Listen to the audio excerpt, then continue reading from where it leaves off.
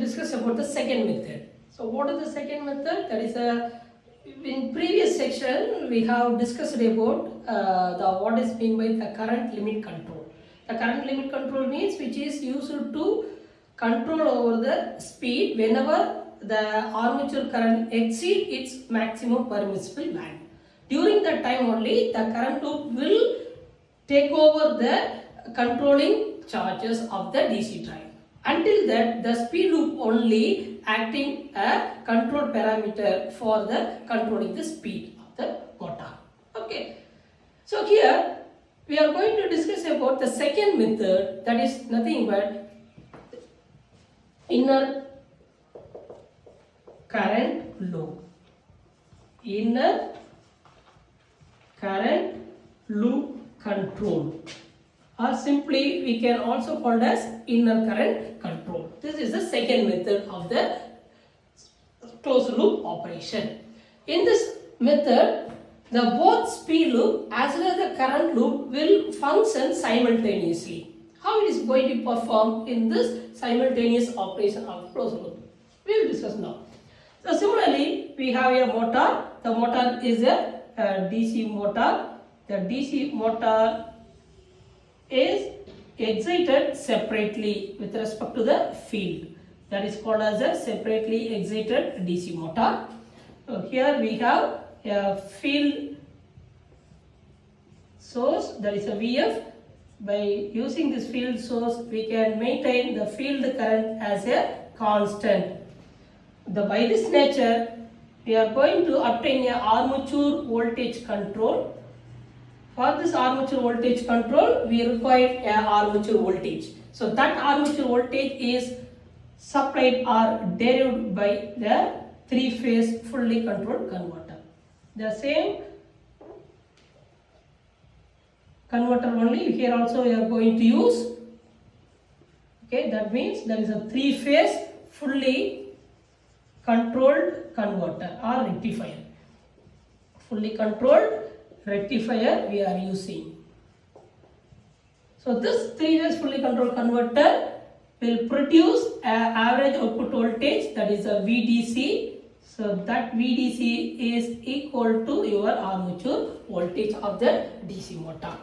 Okay, so to produce this VDC, we require a three-phase AC supply, that is RYB. With respect to this three-phase AC supply, we have a average output voltage.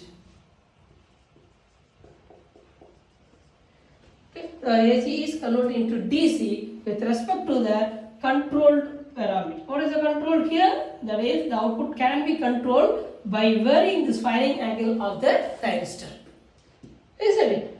Okay, so with respect to the firing angle, the average output voltage varies from 0 to its rated value. Okay, so that value of the armature voltage is applied across the armature terminal with respect to armature terminal. So this is a current flowing through this armature. Here we have this armature.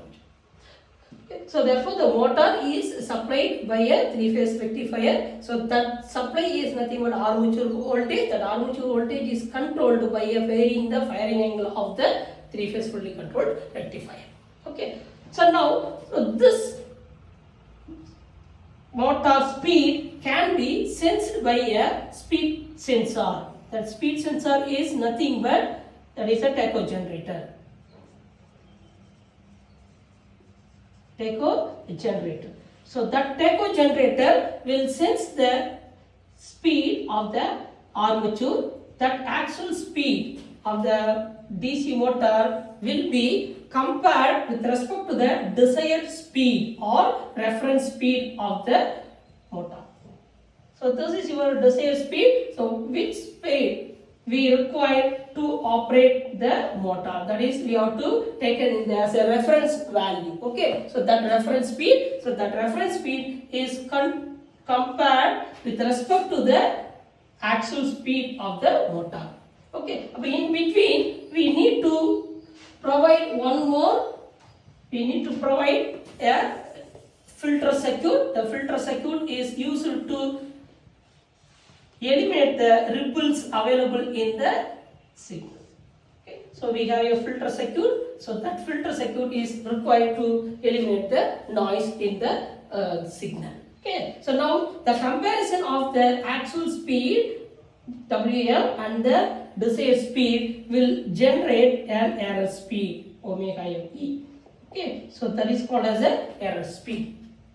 Clear? So this error speed is given to a one speed controller as it is in the previous control method. We have a speed controller. So that speed controller will produce a control signal, that is a VC, control signal VC. So here we have a speed controller. That speed controller is nothing but a PI controller. Okay, so the PI controller will do the similar function, that is the three functions as we discussed in the previous one. Okay, so therefore that is called as a PI controller. So the PI controller will produce a VC. Okay, so here this VC will be act as a reference signal for the current. Okay, it will generate a reference signal, that is called as VC will produce a reference signal, that is IA star in this method. What is IA star? IA star is nothing but a current reference value for the current loop. Okay, so it is proportional to the VC, that means that is obtained from the speed control based on the error signal. Okay, based on the error signal the VC will be generated. So that VC is going to that is set the value of this IA, that is a reference value of this IA. Okay. So here we have a reference value IA. So that reference value will be linearly varies with respect to this VC. Based on this VC, the value will be linearly variable with respect to this one. Okay. So this circuit is nothing but that is called as current limit circuit. So what is the current limit circuit? So this current limit circuit only limits the current, that means the armature current should not exceed the maximum permissible value. For that we require a current limit circuit. So that current limit circuit have a reference value IA star which is obtained from the speed loop. Okay, clear? But now output of this current loop we have that is the comparator. Okay, so that comparator which is used to compare with respect to the actual value of the current and the reference current IA star. Okay, what is this one? So the reference current will be compared with respect to the actual current. Where we can obtain this actual current? From the armature terminal. From this armature terminal we can sense the current by using any one of the current sensor. So that will be given to the filter circuit. Okay, so that filter circuit will filter out the noise available in the current signal. Okay, so after this filter out the noises, that signal is given to your comparator. Okay, so for here the comparator will produce an error. That error is called as current error EI. Okay, which is similar to in your speed loop. In speed loop we have a speed error. Similarly, in our current loop we have a current error with respect to the IA star, that is a reference value, and the actual current of the motor. Okay, so based on this error value there is a error signal. So that error signal will be given to one current controller. So here we have to provide one current controller. So what is the current controller required here? Because this current error has to be minimized, or current error has to be nearly equal to 0. Then only we can obtain the desired speed. Okay, our aim is to determine, or aim is to obtain the steady state error of this current value is nearly equal to 0. So that will be obtained by using a current controller that can be used by a PI controller. Okay, similarly here in your speed controller we are having the PI controller. Same PI controller will be used for also current controller. Okay, clear? So output of this current controller only is given to our firing circuit.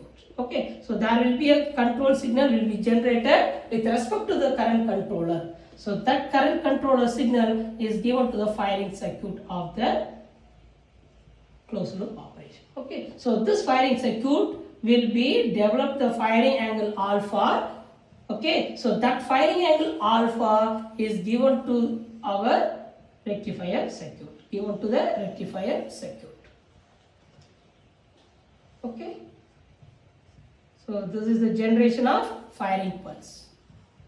Okay, so but to control over the armature voltage, we require a firing pulse. That firing pulse is obtained with respect to the speed loop as well as with respect to the current loop. Both loop will be function simultaneously, such that we can obtain the variable firing angle based on the obtainable of desired speed level. Okay, then what is the maximum permissible value, how it is controlled in this current limit control, in this circuit diagram. Okay, if the positive error occurs in the speed, more positive error occurs due to the increasing the reference value or otherwise in the load side, that means if the load torques are increases. Okay, if the load torque increases, either the reference speed will be changed into the higher value. At the time we have a positive error. We have a positive error. During this positive error, the motor is start to accelerate to overcome this load torque. Okay, so we require to overcome this load torque, the motor should accelerate, then only the motor torque must be equal to load torque. Okay, but whenever the motor start to accelerate, then the more current drawn from this source, more current drawn from the source. Okay, but if the current value keep on increases with respect to this positive speed error, what will happen? One particular time, this armature current reaches its maximum permissible value. Okay, so during the time, this current limit circuit is going to be saturated. That means whenever the motor torque is trying to balance the load torque, at that time the armature current it reaches the maximum permissible value. So therefore, this current limit circuit will not allow the maximum permissible current, beyond the maximum permissible current. Therefore, at that time what will happen? Whenever the current reaches the maximum permissible value, this circuit will goes to saturated condition. Okay, so that saturable condition current is called as IAM maximum. That is the maximum permissible value. So clear about now. Before that, the reference value IA is based on this the speed error. Okay, so this speed error reference will be reset by a current limit value. Okay, the current IAM is a new reference value such that to obtain the desired speed of the motor with respect to the limited current values. Okay, so that is called as we have a current limit control. Okay, so based on this IA reference, now this current error will function to develop the control signal for the firing circuit such that the alpha will be delivered into the three-phase rectifier circuit. Therefore, the speed of the motor now is equal to our desired speed that will be achieved. Okay, but whenever this EA is equal to 0, at the time the speed will equal to, actual speed will be equal to your desired speed with respect to the maximum permissible value. Okay. So therefore, in this operation, the speed loop along with the current loop, both the loops are function simultaneously. Okay, therefore, this method is also called as cascade method. Inner current loop method is also called as cascade because both the loops are function with respect to cascading operation. Therefore, we can achieve the desired speed based on the maximum permissible value. Okay. So this is called as inner current loop method. Then what is the advantage of this inner current loop method means? We can control over the speed along with there is the speed loop as well as the current loop Therefore, the smooth control can be achieved than the first method. That is the current limit control method. Compared to the current limit control method, the inner current loop method is better because the both speed as well as the current loop will function at a time such that the smooth control can be obtained. Therefore, we are using most of the closed loop operation. This inner current loop method is suitable. Clear? So this is the two important method of closed loop operation of the DC drives. Okay. So this application will be implemented for the automation process. Okay. For example, in any textile mill or any cement mill, whatever we have here, that is a continuous operation required with respect to the automation control of the speed. We are using this inner current loop control method for the controlling the DC drive. Okay. So thank you.